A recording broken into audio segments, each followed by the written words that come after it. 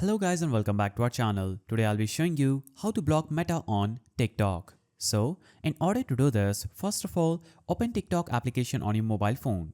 Now, you will see different reels appearing on your feed. Just click on the search icon at the top right side of the screen. Now, search for Meta Quest. Now, click on the ID of Meta Quest that has this icon. Click on it.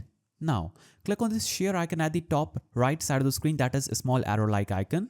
Click on it and you will see different options. Now the one that we are going to click on is block. When you click on block, they will not be able to send you messages, see your post or find your profile. So simply click on block option and you would have successfully blocked Meta. Now another extension of Meta that you would want to block is Facebook. Search for Facebook, click on Facebook, click on search icon, click on block again.